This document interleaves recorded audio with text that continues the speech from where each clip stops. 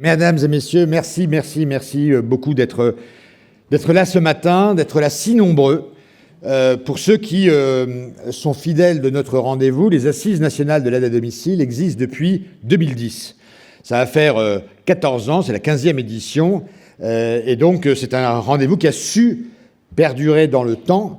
Certains ici, et je les connais, mais je ne dénoncerai pas, étaient là en 2010, et vous avez été très fidèles à ce rendez-vous, aussi pour une raison, c'est que ce rendez-vous a été un des premiers rendez-vous, et reste d'ailleurs un des seuls rendez-vous, à être accompagné, parrainé par l'ensemble des fédérations de l'aide à domicile, que ce soit des fédérations UNA, ADMR, alors je vais en oublier, UNA, ADMR pour le secteur privé à but non lucratif, la FHF, l'Union nationale des CCAS pour le secteur public, la FEAP, le CINERPA, la FEDESAP, la FESP, l'UNACI pour les SIAD, et je dois en oublier quelques-uns, mais on aura l'occasion de rattraper cette bévue tout à l'heure. Mais merci d'abord donc aux fédérations de jouer le jeu, parce que vous êtes nombreux à être adhérents de ces organisations, et donc à ce moment-là de venir grâce à la promotion que les fédérations font de ce rendez-vous depuis des années. Donc c'est un rendez-vous où à l'intérieur vous êtes des SAD, des SIAD, des HAD, où vous êtes publics, associatifs, commerciaux, et c'est toute cette collectivité-là, tout ce monde-là qui se réunit une fois par an. Mais événement cette année, vous êtes plus nombreux que vous ne l'avez jamais été depuis 2010. On bat tous les records. On est d'habitude, et vous le savez pour ceux qui viennent régulièrement, un très beau rendez-vous à 250, 300 personnes. Là, vous êtes plus de 420 inscrits, et ça nous a surpris nous-mêmes, heureusement surpris, et pas totalement étonnés non plus. Parce que nous avons fait le choix, avec Patrick Haddad qui préside ces journées qui l'animeront, je reviendrai, nous avons fait le choix de centrer toute la journée sur le seul sujet du service autonomie. C'est un sujet qui est à la fois une perspective réjouissante, mais un peu angoissante, puisque c'est une construction très complexe, et que personne, ni les pouvoirs publics, ni vous-même, n'avez de solution toute faite, toute tracée. Et c'est peut-être aussi tous ces questionnements, toutes ces interrogations, tous ces doutes qui vous ont fortement mobilisé. Et même si la RATP, à travers la ligne 14, a tout tenté pour amoindrir votre venue, je sais que vous avez résisté à cela et que, y compris quelques retardataires, vont arriver dans les minutes qui viennent.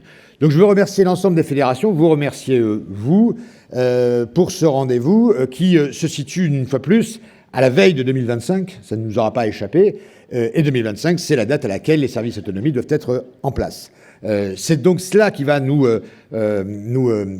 occuper toute la journée à travers ce qu'on a voulu faire, essayer de répondre de manière extrêmement concrète à toutes les questions que vous vous posez, d'où des tables rondes nombreuses avec des intervenants extrêmement techniques, des intervenants professionnels. On a plutôt privilégié cette fois-ci des interventions très concrètes, très professionnelles plutôt que politiques. Ça tombe bien parce que les politiques sont aujourd'hui, et notamment aujourd'hui, très pris par le débat parlementaire. Donc j'excuse, alors à sa décharge, jusqu'à la semaine dernière, on a regardé toutes les minutes d'agenda qui pourraient être libérées, mais Paul Christophe ne viendra pas, mais il ne viendra pas parce qu'il s'en fout, il viendra parce que vraiment, et j'en témoigne cette fois-ci, il est arrivé des fois qu'on ait des absences injustifiées. Mais là, vraiment, le PLFSS passe au Sénat aujourd'hui et c'est absolument crucial.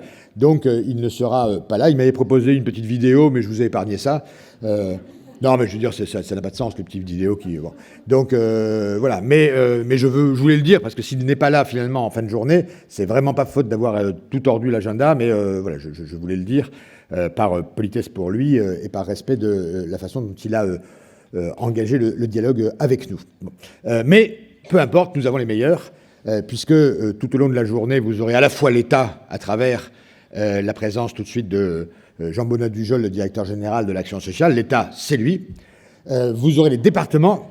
Olivier Richefou, qui est un partenaire habituel de nos rencontres et que je remercie, qui est en charge de la question du grand âge au département de France.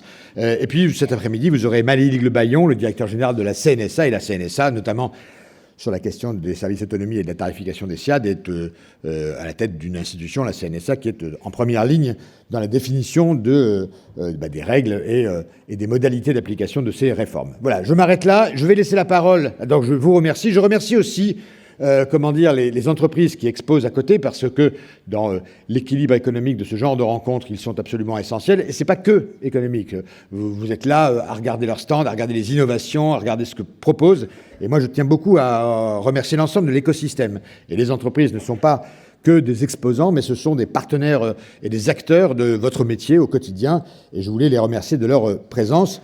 J'en termine en laissant la parole à celui qui, depuis maintenant... depuis une grosse décennie, construit avec nous le programme de ces assises et les anime très largement. Donc je laisse la main et je vous demande d'accueillir Patrick Haddad, qui est le responsable de ces assises nationales de l'aide à domicile, et je vous souhaite une excellente journée.